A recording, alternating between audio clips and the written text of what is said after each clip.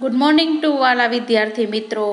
Kautilya વિદ્યાલયની online શિક્ષણ સેવામાં આપનું હાર્દિક સ્વાગત છે. ધોરણ 9 વિષય હિન્દી, पाठ नंबर 14 काव्य युग और मैं. युग और मैं काव्य में कवि नरेंद्र शर्मा है. युग और मैं काव्य के कवि है जो जिसका नाम है नरेंद्र शर्मा. कवि का नाम कवि नरेंद्र शर्मा का जन्म कब हुआ था? देखो, कवि नरेंद्र शर्मा का जन्म सन 1913 में जहांगीरपुर में हुआ था.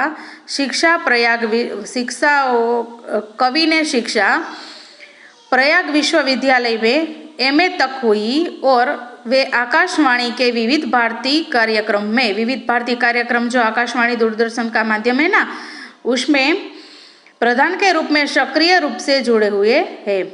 उनका नाम प्रगतिवादी कवियों में से भी लिया जाता है, जो अंशतः उचित भी है. नरेंद्र शर्मा को कवि के जीवन का विकास की भी सुमित्रा नंदन पंत जी की तरह 3 युगों में रहा है. वे पहले प्रेम और विरह की छायावादी और गीतकार रहे, फिर प्रगतिवादी कवि के रूप में और फिर अंत में अरविंदवादी दार्शनिक के रूप में हुए हैं. उनके कविता संकलनों में प्रमुख है प्रभात फेरी. देखो, नरेंद्र शर्मा की कविता कौन सी है? तो देखो, प्रभात फेरी है, प्रवासी गीत है, अग्निशयन सस्य, रक्तचंद्रन, लाल निशान, पलाशवन आदि कविता संग्रहों में अतिरिक्त नरेंद्र जी का एक कहानी संग्रह भी है. कड़वी मीठी बातें जो है वो उनकी कई कविताओं की में तत्कालीन समय की वेदना प्रतिबिंबित हुई है. अभी देखो, युग और मैं कविता में कवि इस कविता के माध्यम से हमें क्या बताना चाहते हैं, यहाँ पे दिखाया गया है. युग और मैं कविता में देश में जो विनाश का वातावरण पैदा हुआ है, हर जगह पर मनुष्य की मानवता जो जख्मी हुई पड़ी है, उसके लिए देखो देश की बस्तियां उजड़ने लगी है. मानवता हर जगह पे क्या है? जख्मी हुई है. इसकी कवि को तो असह्य पीड़ा है. उसके सामने कवि के अंदर भी असह्य पीड़ा है, लेकिन सारी दुनिया के सामने जो पीड़ा है वह पीड़ा के सामने कवि की पीड़ा तो नगण्य, मतलब छोटी सी है. मनुष्य को धरती पर स्वर्ग निर्मित करने के लिए परमात्मा के हाथ दिए हैं, पर अपने में देवत्व का पैदा करने का काम अधूरा छोड़कर मनुष्य आत्मघाती बनकर एक दूसरे का पराभव करके जगत में वैभव कर तरह तहस नहस मतलब खत्म हो चुका है. इसकी वेदना युग और मैं कविता में अभिव्यक्त हुई है. पेज नंबर 62 में अब कविता है युग और मैं. उसका हम यहाँ पे पढ़ाई आगे करेंगे, अध्ययन करेंगे कि इसमें आगे इस कविता के माध्यम से कवि हमें आगे क्या बताना चाहते हैं. पहली पंक्ति है, देखो, उजड़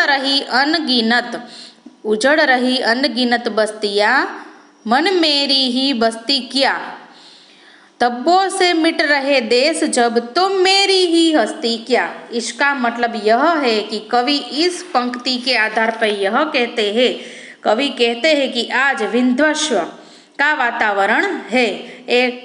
जब यह असंख्य बस्तियां उजड़ रही है, पहली पंक्ति में कवि यह कहना चाहते हैं, जब यह असंख्य बस्तियां है जो उजड़ रही है, तब मेरी बस्ती की तो बात ही क्या करे. देखो, जब धब्बों मतलब दागों की तरह देश मिट रहा है, धब्बों मतलब दागों, जब दागों की तरह देश मिट रहा है तो मेरा तो अस्तित्व ही बहुत तुच्छ मतलब बहुत ही छोटा है. वह मिट जाए तो आश्चर्य की बात ही क्या. अगर देखो, इस पंक्ति के आधार पर कवि हमें यह बता रहे हैं कि देश हर जगह पे मिट रहा है, बस्तियां उजड़ रही है, उसके सामने उसके दागों को मिट रहा है, तो उसके सामने मेरा अस्तित्व तो कुछ नहीं है, मेरा अस्तित्व हो बहुत छोटा सा समान है. समझ में आई? देखो, दूसरी नंबर की पंक्ति है, बरस रहे अंगार गगन से, धरती लपटे उगल रही। आगे देखो, निगल रही जब मौत सभी को, अपनी ही क्या जाई कही, दुनिया भर के दुख कथा है, मेरी ही क्या करुणा कथा। देखो, अब इस पंक्ति के माध्यम से हमें कवि यह बताते हैं कि देखो, आज बमों के रूप में आकाश से, बमों मतलब बम गोला, ठीक है, बमों के रूप से आकाश से जो आग गोले बरस रहे हैं, उसके सामने धरती की आग ज्वालाएं निकाल रही है। धरती के ऊपर जो बम गोले फेंके जाए, आकाश से बरस रहे हैं, धरती के ऊपर फेंके जा रही है, उसके जो ज्वालाएं हैं, उससे सभी लोग मौत के मुंह में जा रहे हैं। तो उसके सामने तब मैं अपने बारे में तो क्या बताऊं। अब धरती के ऊपर आकाश से जो बम गोले फेंके जा रहे हैं, उससे जो लोग हैं, जो मासूम लोग हैं, वो लोग मौत के मुंह में जा रहे हैं। उसके बाद में मैं अपना दुख तो क्या बताऊं। जब सारा संसार ही दुख से पीड़ित है, तो मेरा दुख दर्द तो उसकी कोई गिनती में ही नहीं। अब जब पूरा जो सारा संसार है वह ही करुणा के अंदर, मतलब दुख के अंदर छाया हुआ है, पीड़ित है, मतलब दुख छाई हुई है कर संसार के अंदर, तो मेरा दुख तो उसके सामने कुछ है ही नहीं।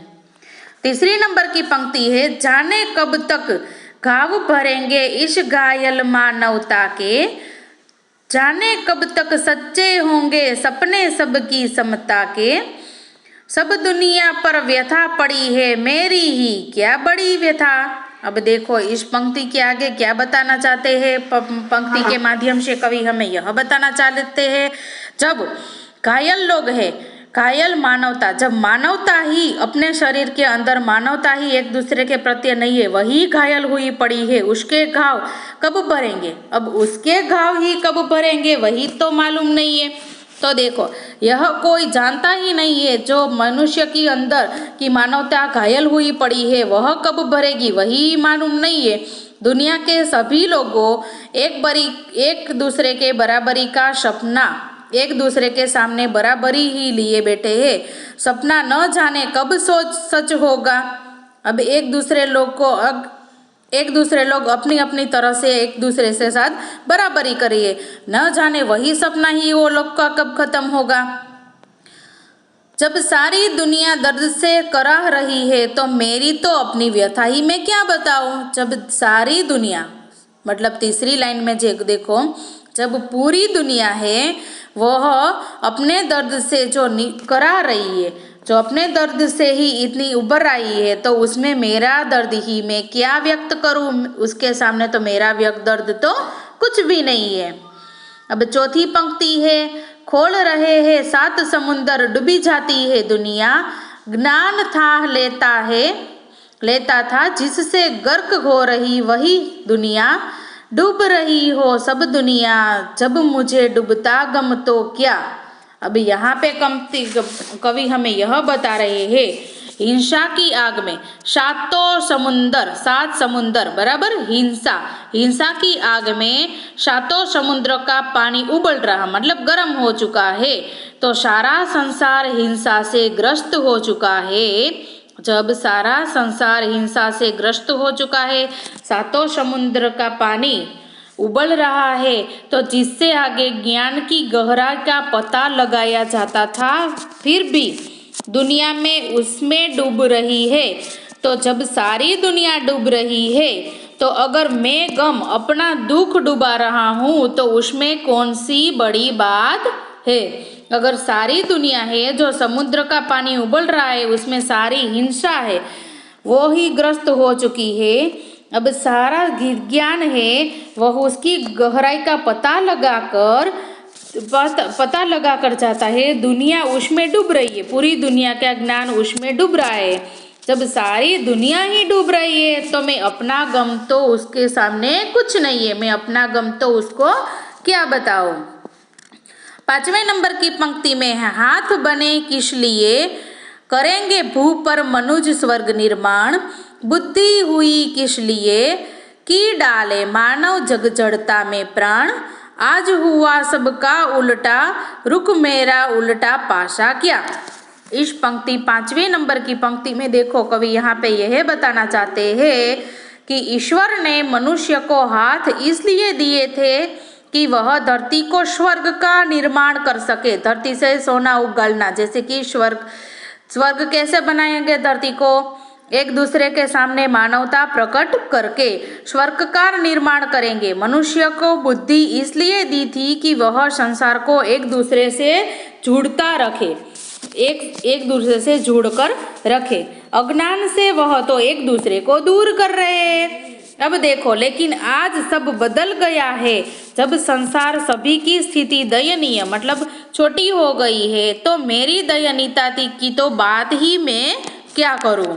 इस 5वीं पंक्ति के आधार पर कवि हमें यहाँ पर यह बताना चाहते हैं।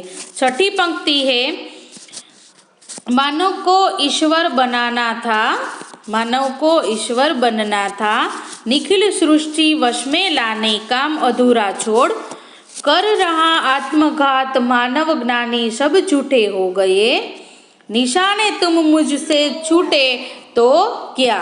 इस पंक्ति के आधार पर हमें कवि यह बताना चाहते हैं कि देखो, मनुष्य ईश्वर बनने का प्रयत्न तो कर रहा था, लेकिन उसे सारी सृष्टि अपने वश में करनी थी, लेकिन वह काम उसने बीच में ही छोड़ दिया और ज्ञानी होकर आत्महत्या की प्रवृत्ति में लग गए। सब लोग ऐसा बताने लगे कि मेरे पास ही सबसे ज्यादा ज्ञान है। ज्ञानी होकर आत्महत्या की प्रवृत्ति में लग गया। जब ऐसे ज्ञानियों के निशाने सही न लगे तो मेरे निशाने भी चूक गए, तो इसमें और क्या हो सकता है। अब देखो, ज्ञानियों बड़ी बड़ी बातें कर रहे थे, उसकी वो लोग भी देखो चूक गए उसका निशाना, तो मैं तो अपनी बात ही क्या करूं।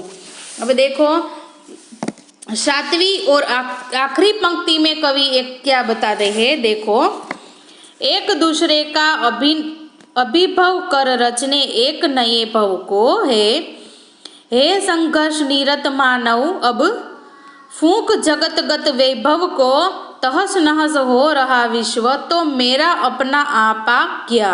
इस पंक्ति 7वीं और आखिरी पंक्ति के माध्यम से हमें कवि यह बताते हैं, आज एक दूसरे को नष्ट मतलब परास्त कर एक नया संसार रचने को ही होड़ लगी है। नया संसार रचवानी જ્યારે દુનિયામાં નયા સંસાર રચવાની જ્યારે સ્પર્ધા થઈ રહી છે, ત્યારે आज मनुष्य वर्तमान जगत में वैभव को नष्ट करने का संघर्ष करने लगा है। जब सारा विश्व नष्ट हो रहा है, तो आज जो मेरा है उसे बचने का प्रश्न ही तो नहीं उठता। देखो, આજે જ્યારે હરેક મનુષ્ય એકબીજાનો નાશ કરવા માટે દુનિયાની રચનાની સ્પર્ધા માટે જાગી રહી છે, ત્યારે જ્યારે આજે મનુષ્ય વર્તમાન જગતના વૈભવનો નાશ કરી રહ્યો છે, મથામણ કરવાનો રોકવાનો પ્રયત્ન રોકાયેલો છે, મથામણમાં રોકાયેલો છે, ત્યારે જ્યારે આખું વિશ્વ આખું જગત નષ્ટ થઈ રહ્યું છે એવું લાગે છે, તો ત્યારે તો જે મારું છે એને બચાવવાનો તો પ્રશ્ન જ અહીં થઈ રહ્યો નથી। આ કાવ્યની પંક્તિ સાથે આપણું અહીંયા કાવ્ય નંબર 14 યુગ ઓર મેં કાવ્ય અહીંયા પર પૂર્ણ થાય છે। આગળનું સ્વાધ્યાય આપણે નેક્સ્ટ વિડીયોમાં જોઈશું। Thank you.